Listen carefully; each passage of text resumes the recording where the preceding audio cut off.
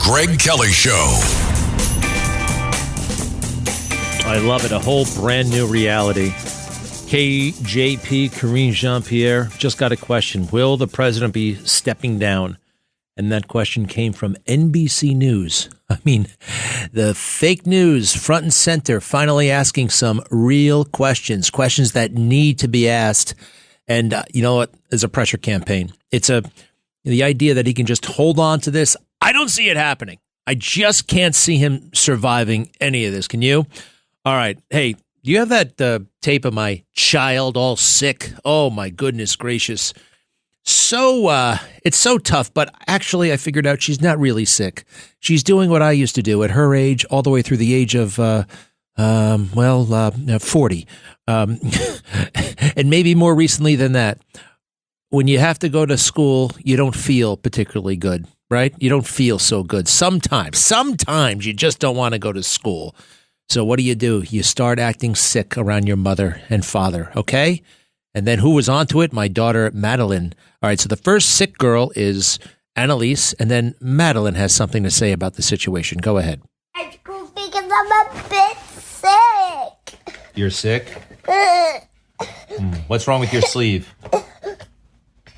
I'm still coughing because every time I go in bed, I just cough.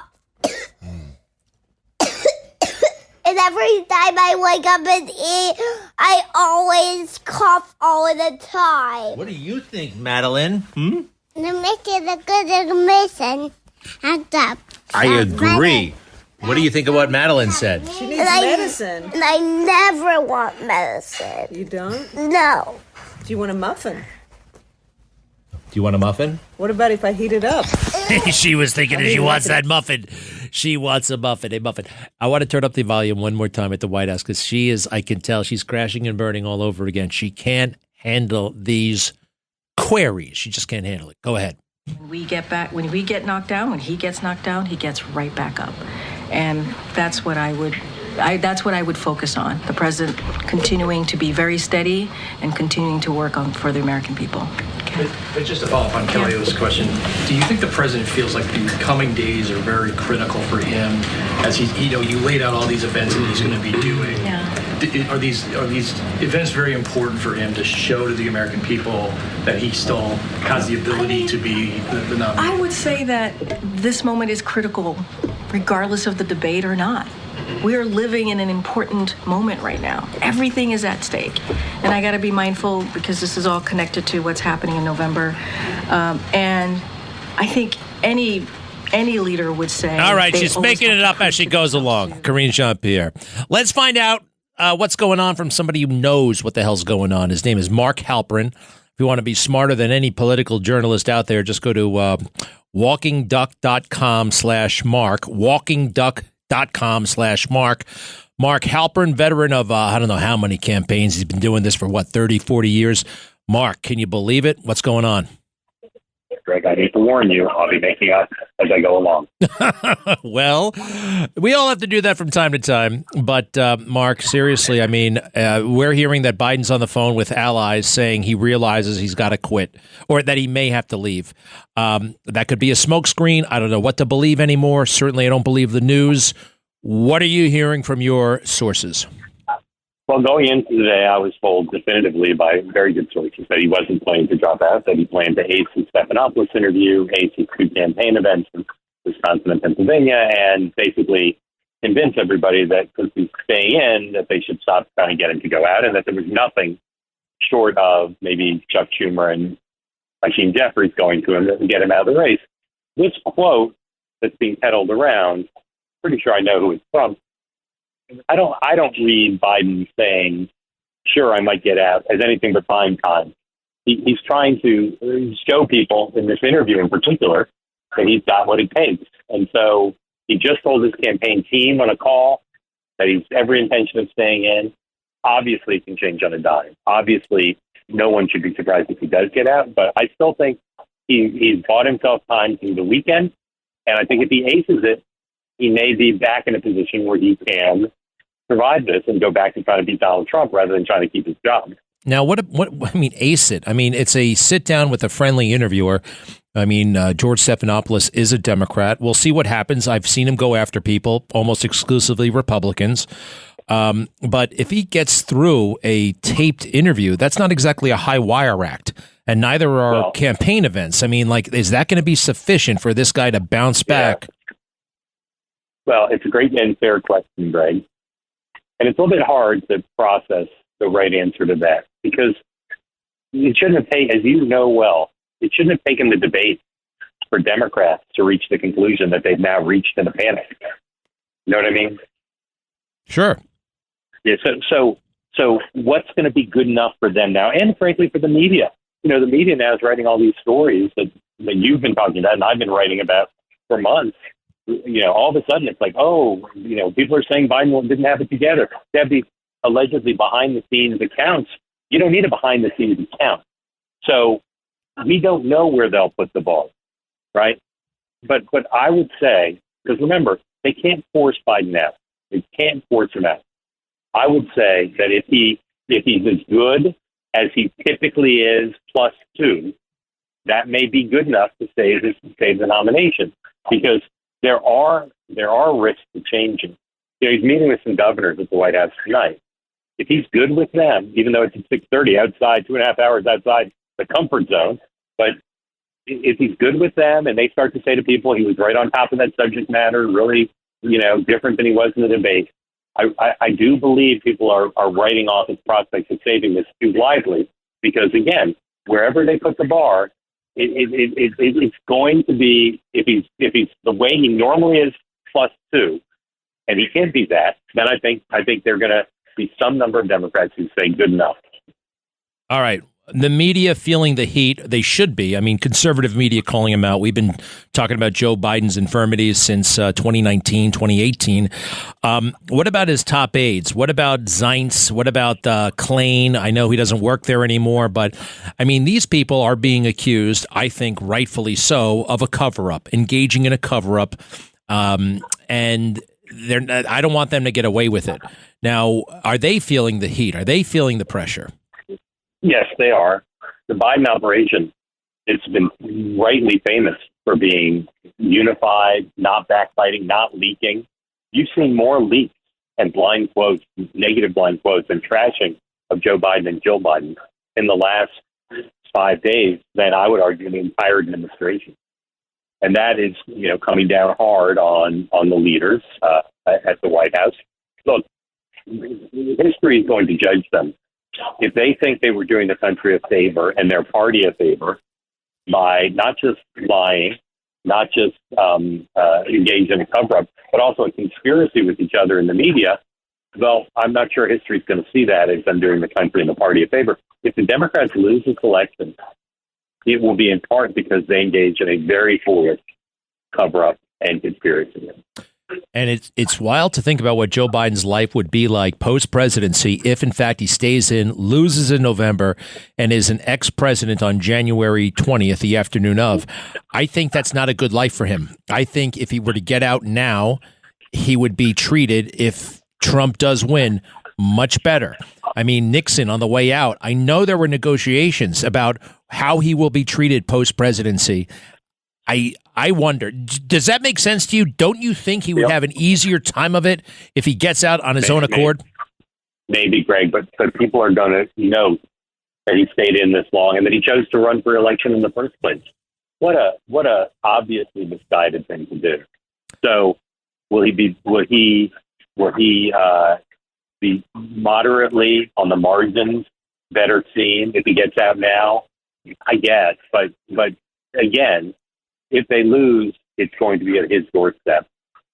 That's wild. All right, just a couple more quick things. You mentioned the leaks that are going on and the infighting. What about like the multiple excuses? First, there was the cold. Then he was overprepared. Now I'm hearing he was jet lagged. What does that tell you, if anything? It seems like ineptitude actually behind the scenes, but what do you make of those excuses? Well, they're pathetic, and I've heard from so many Democrats today about pathetic there. Look, they've actually done, overall, a miraculous job since the debate team in keeping this thing from spiraling even further out of control. They've been very aggressive, and their messaging's been okay. But on this, I don't know if it's his fault, their fault, but it's professional malpractice. I mean, not just making excuses and not just changing their story, but being dishonest about it when the American people can see with their eyes what's been going on and what's going on here. So I don't know that they could have gone with the truth, but these changing clear lies, it's just a bad one. Two more quick things. Number one, I am still stumped by the debate itself, that it happened, that they allowed it to happen. They knew he was had problems. They let this debate happen so early. We've talked about this before. You don't see any kind of dark, sinister forces behind the scenes trying to set Joe Biden up. No? No. Greg, they didn't let it happen. They pushed for it to happen. And they pushed for it to happen because their data about where the race stands is darker than the public data. They couldn't see how they were going to win this election without a game-changing move in the spring and the late summer, early summer. They had to do something, and they couldn't come up with anything else. Okay. The other thing is George Stephanopoulos. We've all known him for a long time. I think over the past couple of years, he really has come down with Trump derangement syndrome hard. He may be very knowledgeable, but he's not fair. He's a vicious partisan right now. What is he going to do? How is he going to treat this interview, the big interview with Biden on Friday? Well, my hope is that he doesn't just ask him the most obvious questions. How can you reassure people? You know, I'd like him to ask him some hard, substantive questions and see the president answer substantive questions, which he couldn't do in the debate. George, like the two CNN moderators, knows that he's under the microscope on this. So I'm not sure he'll ask the exact questions Greg Kelly would ask, but I think the questions will be relatively hard. Well, it's an amazing time to be alive. And Mark, it really is wild. Mark Halperin, I think the best place to go is walkingduck.com/Mark, walkingduck.com/Mark. Great content, great insight. Everybody in the know is reading Mark Halperin. Mark, we appreciate it. Thanks very much. Thank you, Greg. Great to talk to you. You bet. Take care now. He knows his stuff. And do we want to listen to Karine? Why should we? She's just lying to us. I refute. She's banned. Remind me. She is banned from now on, KJP. I shall return. Greg Kelly.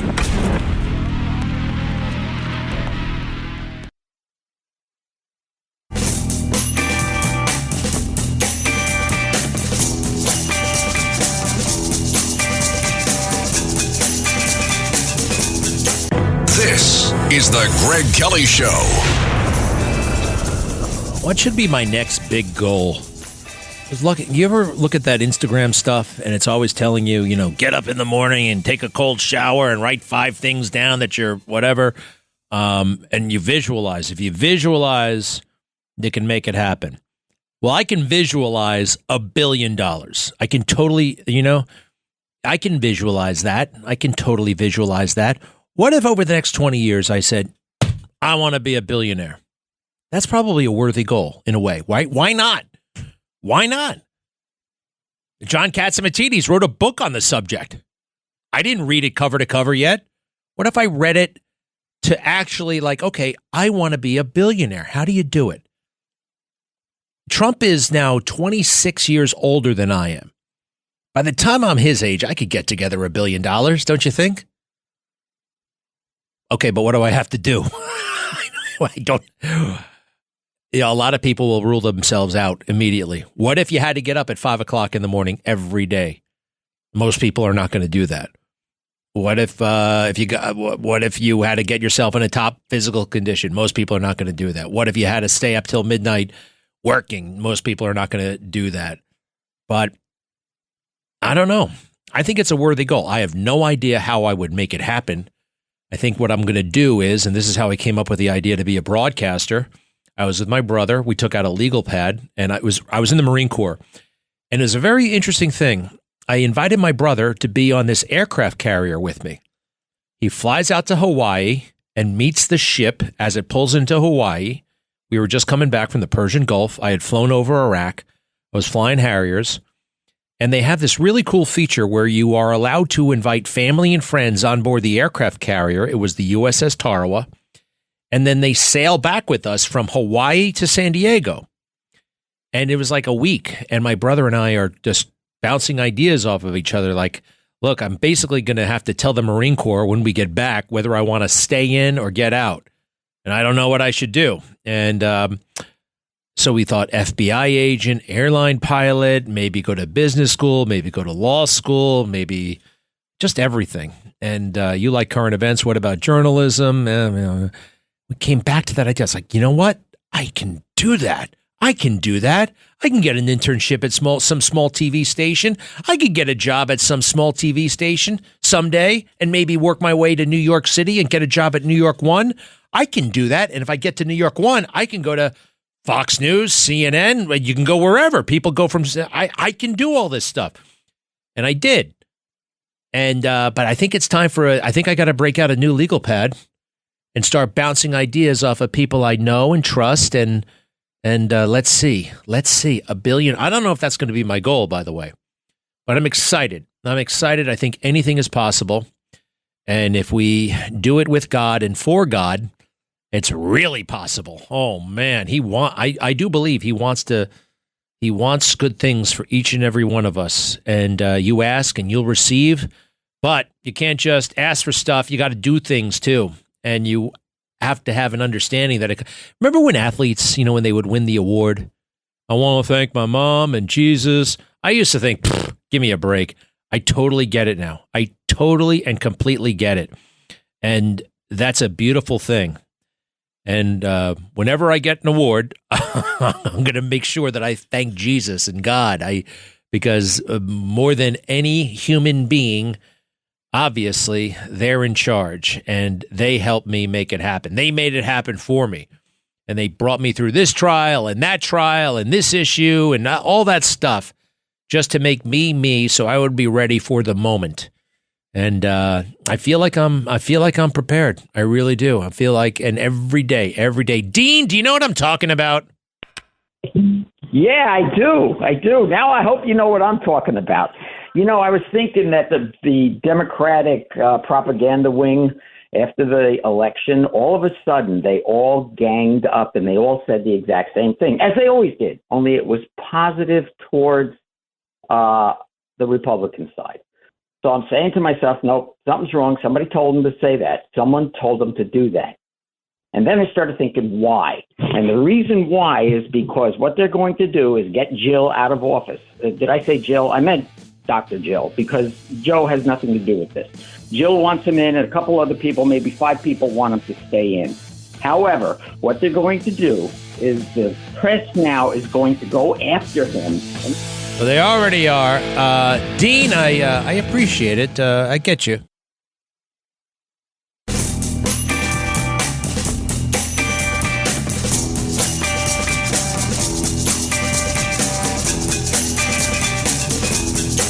You're listening to The Greg Kelly Show. Joe, you did such a great job. You answered every question. You knew all the facts. And let me ask the crowd, what did Trump do? Lied! Oh, boy. Jill Biden denying reality, accusing Donald Trump of lying. Dr. Jill Biden. Well, folks, he's back. One of our favorite guests, Bill Stevenson. He was married to Jill Biden for a number of years back in the 1970s. Yeah, it's true. Bill Stevenson, welcome back. How are you, pal? Greg, I'm doing good. How are you today? Beautiful weather, huh? It is nice. Are you in Delaware right now? Yes, I am, sir. I'm in Delaware. I'm actually in my office, and I am about 1.5 miles from the Biden house. Wow. It's a tiny state, that Delaware. How many counties? 3 counties. And it's funny you mention that, because Joe Biden lost the southern county of Sussex, tied in the center county of Kent, and won in the county where Wilmington, Delaware is, where I live. But he only won 54% of the vote in his home state. That's pretty funny, right? That is interesting. I didn't realize that. All right, look, I guess let me cover this real quick. You were young. You were living, you were living the life. You were in your early 20s. You met Jill. You fell in love. You got married. Everything was fine. She's going to school. You're doing your business. and you start volunteering for Joe Biden. You start hanging out with him, raising money for him. He wins the election. He loses his wife and 2 children, but he's got his other kids. At some point after he becomes a United States senator, it is believed that your wife started seeing Joe Biden romantically. Can you tell me how you found out about that truth? How you learned that she was now seeing Joe Biden? It's an easy story, Greg. First of all, we were married for very close to 5 years. Things were going good. My business had taken off. We were young. She was 18. I had just turned 21 when we met in the summer of 1969 in Ocean City, New Jersey. And she came up and asked a question about my car. Next thing I know, 6 months later, we're married. And, it was a pretty strong and very successful marriage. And I maybe was working too hard. Who knows? But I have no regrets about that. The first warning came when one of her great friends at school came up to me and said, I think that Jill and Joe Biden are getting a little too close. And I thought, that's a little crazy. Never saw that coming before. But the real clincher was I had just bought her a brand new 1974 Corvette for her birthday in June. She loved this car, and she drove it everywhere. And then I guess it was the second week we figured out of September, it was Wednesday, that she said she was going to class in Wilmington, Delaware, Greg. And on Saturday morning, a person walks into my business and talks to my associates, my employees, and they said that the Corvette on Wednesday night backed into his car in Wilmington, Delaware. And so I went down to talk to the gentleman. He looked honest. He was about 50, 55 years old, typical DuPont type employee in Wilmington, Delaware. And he took me out front of my business, and he showed that he had this big Buick Electra, and that the back bumper had been pushed in where it actually did damage to the paint. And we're talking, and I'm thinking, wow, Jill's a pretty good driver. I can't believe she did this. And I'm talking to him, and I said, well, what do you want me to do? He said, well, he said he was coming back to pay for the damage. And I stopped, and I said, hey. He goes, oh, Jill wasn't driving. Senator Biden was driving the car and backed it into my car. He said he would come back in a few days and pay. Greg, I knew. And that was it. That's how I found out. Wow. So you later got divorced. And one of the things that, quite frankly, I always liked about you, because I first heard this story in 2020, and you told the story like you just did, and it was interesting. You told it in a way, it was like we all knew the truth, but you kind of you didn't disparage your ex-wife, and you acknowledged, I don't know, you were young and things happen. You really have no bitterness toward her, correct? I have no bitterness toward her. I don't blame her for anything. Many people have said, and I agreed, we were young.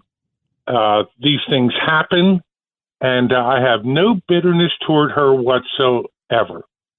As I have thought it out, though, and as I saw her on the stage the other night scream, what does Trump do? He's a liar. Greg, that has changed everything. I just don't recognize that young lady up there as being my former wife. It's sort of like opened up my mind a little bit that, maybe she is a little bit of a driving force with what's going on now. So what do you think about this? Now, you know that Joe Biden's a liar. We all know it. We've seen him lie like crazy over the years. He really did make your life hell in Delaware. I mean, literally, correct? Correct. What basically I think happened was I had made a lot of money early. When I met Jill, I was working for like $2.50, just like everybody else at a beach resort town of Ocean City. I was having a great life. And I met her. Listen, she's a special person. She was a very good-looking woman. She caught my heart. Yes, the divorce broke my heart, but I got over it. Then all of a sudden, I realized that we're offering her close to $1 million for 5 years of marriage. She's already on her way to her master's and doctorate degree. And they take me to divorce court, public divorce court. At the last minute, she fires her lawyers and hires Joe Biden's former law partner. It was crazy, Greg. So, but you came out ahead in the end. I think the judge realized you were being screwed. So the judge accounted for all the stuff you had given Jill, and you actually got a pretty decent deal out of it. You embarrassed Joe Biden. The judge humiliated Joe Biden because Joe came in, got involved, screwed everything up. And from that point on, we think he was out to get you. And I mean, I find this the most compelling case. In April of 1982, you were indicted for failing to pay your employees, I think, federal withholding tax, FICA. You had $8,000 to distribute to the employees quarterly, on a quarterly basis. It was April 8th when they indicted you for not paying for the first quarter of 1982. 8 days late with $8,000. You were 8 days late, and they indicted you and your brother. Hauled you into federal court. Me and my brother. They arrested you guys. They arrested you. They came down and literally put handcuffs on us for $8,000. But let me tell you something I've never shared with you. At that point in 1982, we were coming up on our 10th anniversary. The bar had already grossed. This is not just some little local corner bar, Greg. This bar in its lifetime grossed over $120 million. And in the first 10 years, I had already grossed $30 million, and we had already paid $6 million in taxes. So this was late by 8 days, and we knew at that point, and everybody knew at that point, that this was political and that my former friend who I backed and my U.S. senator was coming after me. In other words, just like he's doing now, the former President Trump, he literally sicked the Department of Justice on me, Greg. It's unbelievable. And for a pittance and for nothing. The check was in the mail. It is amazing. That's what's so ridiculous. I mean, everybody around here, you know, it's so funny. The News Journal puts it on like, oh, my God, Bill Stevenson is late on $8,000 worth of taxes. And I'm going, what? I read the headlines, and it actually made me laugh out loud before it was even laugh out loud was funny. You know, and the News Journal, speaking of, I wonder if they're going to rise to the occasion that they have hidden from. They know Joe Biden, but I guess they're intimidated, that whole truth to power crap, because you and I have been talking for, I don't know, almost a year, and we have documented your story. We told it. It's been picked up by the international press. And for some reason, the only newspaper in Delaware doesn't want to talk about it. And I think, just guessing here, it's a pretty interesting and, quite frankly, pretty juicy story as far as Delaware goes, right? You said something in the first sentence of this conversation. Delaware is a very small state. Delaware is a very small state. Everybody knows what everybody's doing anyway, regardless of the News Journal, but they are the only game in town. They are the only major paper. I have been in that paper hundreds of times prior to him becoming president. The minute I spoke out that I wasn't real happy with him becoming president, and I told the story of the accident, and they have been so upset that I am positive that somebody had to contact the News Journal and say, if you write anything about Bill Stevenson, we're not going to contribute any stories of the president to your paper. That had to happen, Greg, because it's been crickets.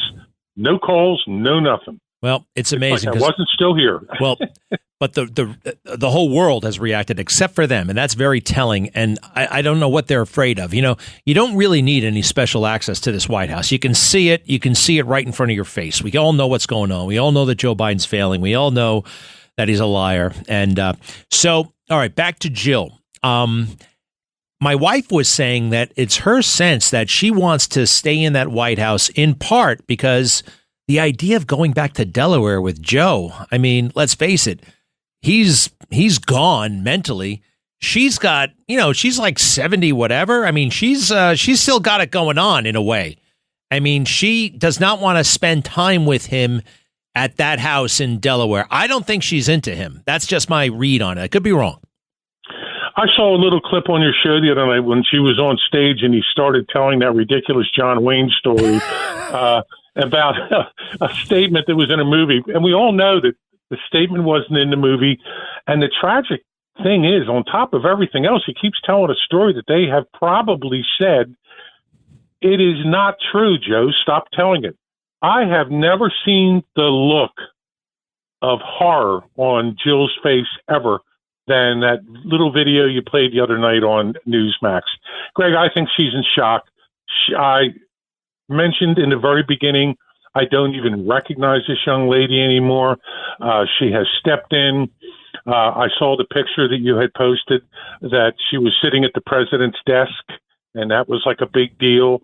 And you're right. I believe that she is so afraid that he's not going to be available to pardon Hunter, if in fact he will. And I just think she does not want to move out of that White House. They mentioned that Trump might not leave the White House. I'm afraid they might have a problem getting Jill out of there. Wow. Well, Bill, you've made quite a life for yourself, and you came out on top. You came through all the hard times. You've got a thriving business, beautiful wife. Everything's great. What are your final thoughts right now? What do you want to say?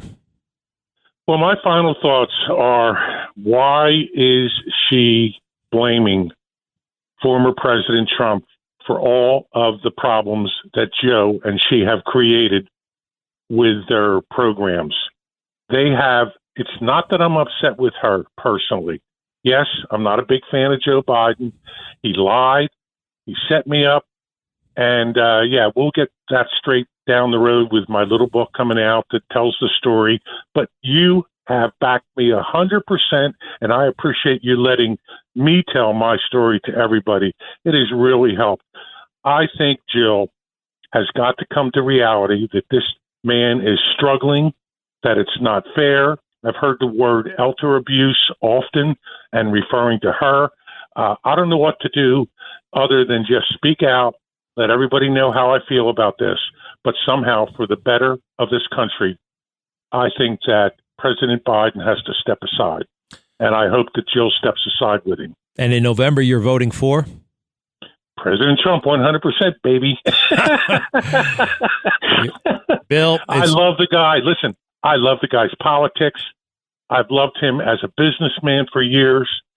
He is the real deal, and I just wish that people understood him a little bit better, because he is going to be so good for this country the next 4 years. I pray that he is president of the United States. And I appreciate you, Greg. Thank you, Bill. And you guys have an amazing connection, an amazing connection, both hauled into court on fake crap because of Joe Biden, you and Donald Trump. It's quite a connection. Very interesting, very unique.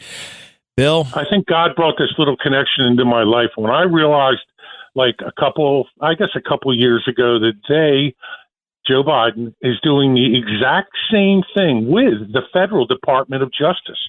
I mean, I hate to brag, but I'm a pretty popular guy down here in Delaware. I'm well known. I was named one of the 50 most influential people in Delaware over the last 50 years. With him, by the way, he was one of the other 50. And that's an honor that I cherish. So it's not like I'm not well known or not respected, but he used the Department of Justice on me 40 years ago, the exact same MO that he's using on former President Trump now. And as much as I can speak out, I'm going to in the next 4 months, because the people have to know what's going on. It happened before. It's happening now, Greg. Bill Stevenson, thank you. You are a winner. We look forward to your book. We'll have you back when it comes out. And Bill Stevenson, thanks for being with us. Thank you, sir. All right, to be continued, and we'll be right back. Greg Kelly.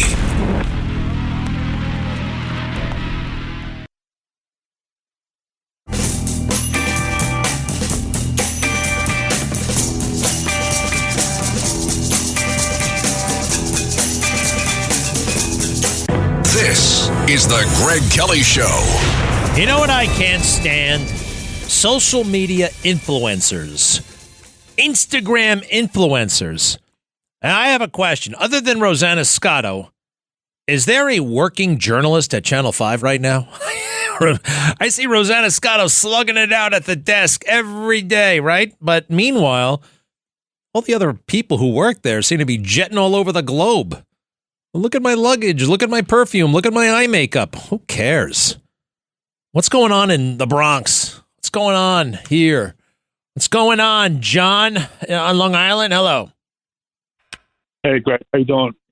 What triggered me yesterday was I was reading Rich Lowry's column, and he's not a Trump guy, but he was breaking down the Supreme Court, and you do such a great job with that January 6th. And that proceeding, the reason Pelosi let those people into the Capitol, the Republicans, they kind of played their hand because it's on tape that, and you played it a few times, is that when the Vice President Pence says, do you have an objection to the electors? And the congressman stands up and he says, do you have it in writing? And he says, yes, I do. And he says, is it signed by a senator? And then Cruz stands up. That was all known. They played their hand, and Pelosi knew that, and she wanted to stop that. But my thing, and the reason I'm calling today is two reasons. That's in the record. It has to be in the congressional record.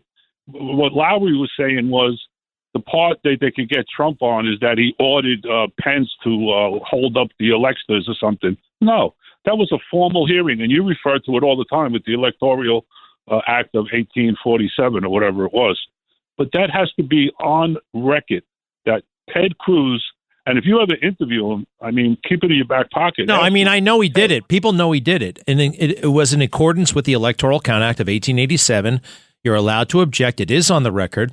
But the key is, and I'll look at Lowry's piece, and I've been mentioning this, quite frankly, for years, the point of letting those protesters inside and creating the mayhem, and it was created by Nancy Pelosi, and the cops did let people in, and I think they were instigating things, was not to stop the counting of electoral votes. It was to stop the objections that Congressman Gosar and Senator Cruz had successfully started to wage.